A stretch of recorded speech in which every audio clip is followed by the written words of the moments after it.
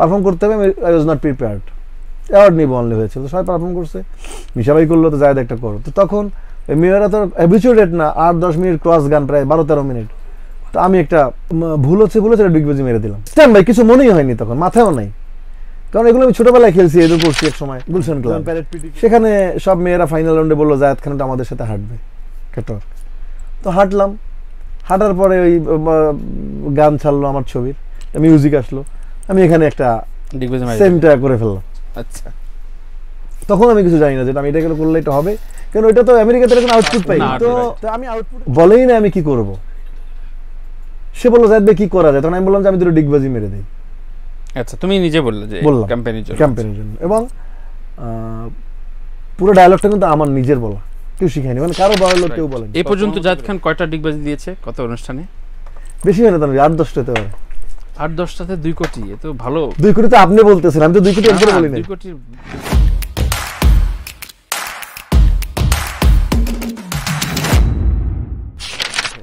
বাদ দেন, শুধু অভিনেতা শব্দটাই, চলচ্চিত্রের অভিনেতা শব্দটাই আমি স্বাচ্ছন্দ্য বোধ করি। কিন্তু তোমার সাফল্য তো চারিদিকে এখন অন্য অনেক কিছুতে। সেটা হয়তো বা আল্লাহ তাআলার রহমত, আপনাদের সহযোগিতা, ভালোবাসা মানুষের। বাট আমি এত গুণান্বিত পরিচয়ে খুব আনইজি ফিল করি। আমার মনে হয় শুধু চলচ্চিত্র অভিনেতা জায়েদ খান ঠিক আছে।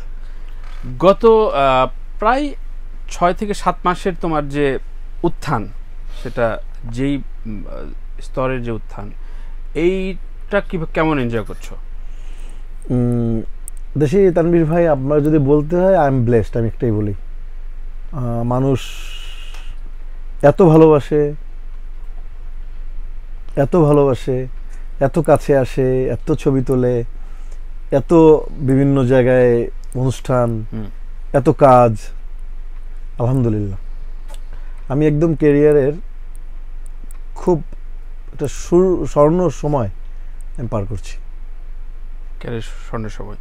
তো বুকে সোনার চরের একটা গেঞ্জি লেখা আছে, জাহাঙ্গীর শিকদার, প্রডিউস বাই জাহাঙ্গীর শিকদার, মানে ছবিটা ফাইনালি ঈদে আসছে, তাই না? হ্যাঁ, প্রডিউসার তো ঘোষণা দিয়েছেন, কারণ এটা সিনেমা তো ঘোষণা দেন প্রডিউসার, যিনি ছবির মালিক। উনি আমরা একটা অনাড়ম্বরপুর অনুষ্ঠান করে ঘোষণা দিয়েছেন এদিন ঈদে আসবেন ইনশাল্লাহ। সেই লক্ষ্যেই আমি পাবলিসিটি করে যাচ্ছি। গেঞ্জি উপহার দিলেন এবং উনি পোস্টার উন্মোচন করলেন, আরও অনেক পাবলিসিটির উনি নতুনত্ব আনবেন, এবং ওনার ইচ্ছা যে উনি যে কটা হলেই পাক, প্রতিযোগিতা হলের সংখ্যাও কম, অনেক ছবি আসবে হয়তোবা, যে কয়টা যিনি হল পায় বললো যে এটার মধ্যে আমি ছবিটা দেখাতে চাই মানুষকে, এর ভেতরেই দেখাবে। সো জায়েদ, সবচেয়ে বড় আলোচনা এবং সমালোচনা দুটোই হয় যে ছবির অভিনয়ের বাদ দিয়ে জায়েদ খান বিভিন্ন রকম এন্ডোর্সমেন্ট, স্টেজ শো, ফিতা কাটা, উদ্বোধন, বিকজ অফ তার একটা ডিগবাজি ভাইরাল হয়েছিল। সো সামহাও তুমি ভাইরাল, এবং সেই ভাইরালটাকে সবাই কাজে লাগাতে পারে না, তুমি ক্যাশ করে ফেলেছ। জানা মতে গত 4 থেকে 5 মাসে তুমি নাকি 2 কোটি টাকা আর্ন করেছো, তারও বেশি। এত টাকা রাখবো কই? দূর থেকে তো কাশবন ঘন মনে হয়। আর যে কথা আপনি বলছিলেন, আমি কিন্তু কোনো ইউটিউব বা ইনফ্লুয়েন্সার থেকে উঠে আসা শিল্পী না। আমার বেসিকটা আমার চলচ্চিত্র। আমার চলচ্চিত্রের গ্যাপের একটাই কারণ, চলচ্চিত্র শিল্পী সমিতির 5 বছর আমার গ্যাপটা, যখন মানুষ মনে করতো না ও কাজ নিয়ে দরকার নেই, ও সমিতি নিয়ে ব্যস্ত, ওই গ্যাপটা না হলে আমি কিন্তু আপনি যদি তার আগের দিনগুলো দেখেন, 17 আগে আমার কিন্তু ধারাবাহিকভাবে ছবি রিলিজ আছে। আমার পুরো গ্যাপটা আসছে শুধু সমিতি, এরপরে করোনা। বাট স্ক্রিনে কিন্তু গ্যাপ হলো, স্ক্রিনে আছে। সিনেমা করার থেকে একদম বাতিল হয়নি যে না আর হাতে কোনো সিনেমা নাই। সোনার চর রেডি, পুরো সিনেমা রেডি, রিলিজ হবে। শফিক হাসানের বাহাদুরি পুরো রেডি, রিলিজ হবে। লিপস্টিক একটা করলাম সিনেমা, 2 সিনক 1 সিনক, বঙ্গবন্ধুর একটা ছবি করলাম, যেটা মানুষ আমাকে দেখেছে পর্দায়। আর আপনি যে কথাটা বললেন, যার কাজ নেই বেকার, তাকে কেউ কাজেই ডাকে না দেশে। দিলীপ কুমারের কথাটা খুব মনে পড়ে, এটা হচ্ছে জ্বলতি সুরজ কা পূজারি। যখন আপনার তানভীর তারেকের জন্য কিছু থাকবে না, তখন তানভীর তারেক এই জাগো FM, ইত্তেফাক, এত কিছু তো কেউ রাখবে না, যে লিখতেই তো জানে না। কোয়ালিটি আছে, সে গান করে, আমার সিনেমা গান করেছেন, you have that kinds of quality. আপনি সুন্দর গান লিখেন, আপনার ফেসবুকের লেখাটা মুগ্ধ হয়ে পড়ি, বিকজ আল্লাহ আপনি কোয়ালিটি দিয়েছেন। অনেক ব্যস্ত থাকেন আপনি, এই কাজ সেই কাজ, এই স্টুডিও, এই অনুষ্ঠান, বিকজ আপনি সেটা ধারণ করেন। তো তো আমার যদি কোয়ালিটি না থাকতো, আপনি এই মুখে এখনই বললেন যে অনেক 2 কোটি টাকা কামাইছি, হ্যাঁ মানে আচ্ছা আপনি ফুলচন্দক পড়ুক হয়তো যদি কামিয়েও থাকি আমি, না হিসাব করলে এরকমই পাওয়া যাবে তো তো তো যদি কামিয়েও থাকি তো নিশ্চয়ই যোগ্যতা ছিল বলে তো মানুষ নিয়েছে। কেউ সবাই কিন্তু অনুষ্ঠানে নিয়ে ডিগবাজি দেওয়া হয় না।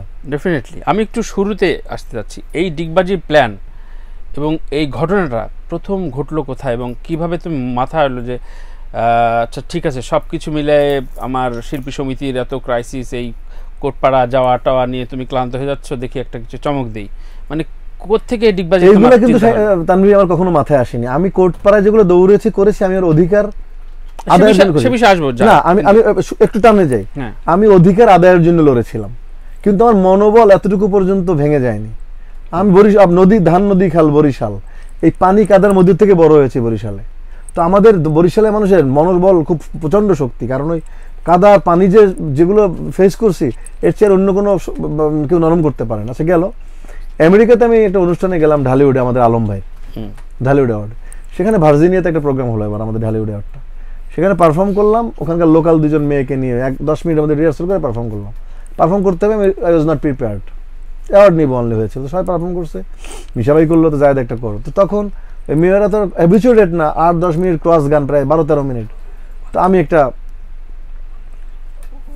ভুল হচ্ছে ডিগবাজি মেরে দিলাম। ইনস্ট্যান্ট ভাই, কিছু মনেই হয়নি তখন, মাথায়ও নাই, কারণ এগুলো আমি ছোটবেলায় খেলছি, এদের করছি এক সময়, যখন প্যারেড পিটি করছি, ক্রিকেট মাঠে টাটে যখন সুন্দর করে ফুটবলের মাঠে যখন গ্যালারি শো আপ করতে গেছি, তখন এগুলো করার চেষ্টা করছি। এটা মানুষের মাথায় যায় না, কেউ দেখলাম এটা নিয়ে কোনো কথা বললো না। ঢাকায় একটা সুন্দরী প্রতিযোগিতা হলো গুলশান ক্লাবে, সেখানে সব মেয়েরা ফাইনাল রাউন্ডে বললো জায়েদ খান আমাদের সাথে হাঁটবে, ক্যাটওয়াক। তো হাঁটলাম, হাঁটার পরে ওই গান ছাড়লো আমার ছবির, মিউজিক আসলো, আমি এখানে একটা সেমটা করে ফেললাম। আচ্ছা, তখন আমি কিছু জানি না যে আমি এটা করলে এটা হবে, কারণ ওইটা তো আমেরিকাতে কোনো আউটপুট পাই না, তো আমি আউটপুটের চিন্তাও করিনি, অনেস্টলি অন স্ক্রিন বললাম। এইটা কিছুদিন 3 দিন 4 দিন পর দেখলাম যে এইটাকে পরে করে করে করে করে এটাকে দেখলাম অনেক ব্লাস্ট করে ফেললাম। তো তখন ক্যাশ করা শুরু করলাম। আমি ক্যাশ করে কোনোটাই শুরু করিনি, আমি দিগবাজি মারছি, আসেন আমাকে নেন, পাবলিক ক্যাশ করা শুরু করলো। আচ্ছা, আমি দেখলাম এটা মানুষ এটা নিয়ে এত কেন হচ্ছে, মানুষ এটা নিয়ে। ফাইনালি যখন মোস্তফা সরোয়ার ফারুকের একটা ক্যাম্পেইনে নওগাঁয় এটা করলাম হেলিকপ্টারের সামনে, মেসিভ, আর পিছনে ফিরে তাকাতে পারলাম, এটা মেসিভ।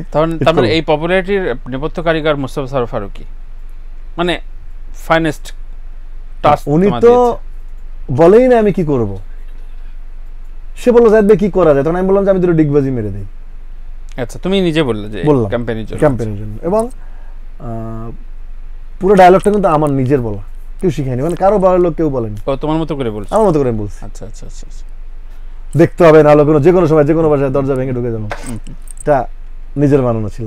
যে পারে জয় ভাই জিজ্ঞেস করলো যাতে পারবেন, তো এটাও কিন্তু আগের থেকে আমাকে বলেনি, কিন্তু কোনো কিছু প্রি প্ল্যান না। আমি বললাম ঘড়িটা ধরেন, উনি দাম জিজ্ঞেস করবে এটাও বলা হয়নি আগের থেকে। উনি বলে পারবেন তো, তা আমি আবার বললাম যে পারে, কাপড় পরেও পারে, কাপড় ছাড়াও পারে। এই যে একটা মানুষের মধ্যে একটা বিনোদন, হাসুক ট্রল করুক যাই করুক, এটা যে পছন্দ করা, বিনোদন ভাবে নেয়া, মানে ধরেন এটা ব্যাপক মেসিভ হিট করে ফেললো। এবং আমি মনে করি যেটা ফারুকীর ভাই কৃতিত্ব আছে, এটা ফারুকী ভাই যেভাবে সুন্দর করে সাজিয়েছেন জিনিসটা, অবশ্যই এটা ফারুকী ভাইয়ের কৃতিত্ব বলতেই হবে, কারণ এক্সেপশনাল মানুষ এক্সেপশনাল জিনিস করে, জিনিসটা ঘুরে বসবে এবং করবে, সেটা তো তার প্ল্যান। মোস্তফা সরোয়ার ফারুকী নাকি একটা ওয়েব সিরিজ করছো তুমি, মানে শুটিং শেষ নাকি? এটা নিয়ে ওটা চমক থাকুক না, কোনো একদিন কোনো একটা সময় সেটা নিয়ে কথা বলবো আলাদা করে একদিন আপনার সাথে। বলার নিষেধ আছে, যাক আমরা স্কিপ করলাম। কিন্তু ধরো অভিনয়ের বাইরে একটা অন্য কাজ নিয়ে যখন ট্রল হও বা নানান রকম কথা বলে, তখন এগুলো এনজয় করে জায়েদ খান না? মানে এগুলো যেভাবে হোক, যেভাবে নিক, মানুষকে এন্টারটেইন দিচ্ছে। আমার এগুলো মাথায় আমি যে করতেছে, ধরেন অনেক মুরব্বী লোকরা, অনেক গুরুত্বপূর্ণ লোকরা লিখতেছে, আমার মনে হয় উনি খামাখা লিখতেছে, এটা কেন লিখতেছে উনি, লেখক, ওনার কাজ উনি করুক, আমি তো আমি তো আমার লক্ষ্যে এগিয়েই যাচ্ছি। আমার এগুলো চিন্তা করে কি হবে? আমি এমন কোনো নোংরামি করতেছি না যে নোংরামি দিয়ে দেশের ক্ষতি হচ্ছে, আমি এমন কোনো খারাপ কাজ করছি না যেটা দিয়ে রাষ্ট্রের ক্ষতি হচ্ছে, আমি মানুষ দিচ্ছি, মানুষ মজা পাচ্ছে, মানুষ জায়েদ খানকে দেখলে চিৎকার দিচ্ছে, তালেই দিচ্ছে। রাইট। এই পর্যন্ত জায়েদ খান কয়টা ডিগবাজি দিয়েছে, কত অনুষ্ঠানে? বেশি হয় না, 8-10টা হতে পারে। 8-10টাতে 2 কোটি, এ তো ভালো। 2 কোটি তো আপনি বলতেছেন, আমি তো 2 কোটি একবারে বলি না। 2 কোটির বেশি এটা। তুমি এনবিআর এ ভয় পাচ্ছ? এটা এনবিআর এ ভয় পাবো কেন? এনবিআর কে তো আমি নিয়মিত করদাতা, আমার ফাইল আছে, Fine. যে সব ফাইলে দেখানো আছে এবং আমার সব কিছু। না, এখন তো টাকা গোনার তোমার সময় নাই, এজন্য আমি তোমাকে হেল্প করছি, কারণ আমি তো হলো জানি একটা আর কি। এই যে মোবাইলটা আছে এটার এই দেখাও না একটু ক্যামেরা, এই যে এটা আজকেই পারচেজ করলাম। আজকে না, তারা দিয়েছে আমাকে, এটা ওই যে অ্যাপেল গেজেট। আচ্ছা আচ্ছা। এবং এদের অনুষ্ঠান এদের দোকানে আমি উদ্বোধন করেছিলাম যমুনাতে, এবং তারা বলেছে একটা ডিগবাজি মারতে হবে, তাইলে একটা ফোন পারচেজ করে দিবে। ফোন পাই করে দিলাম। তো জীবনটা কত সহজ হয়ে গেল না একটা ডিগবাজি দিয়ে।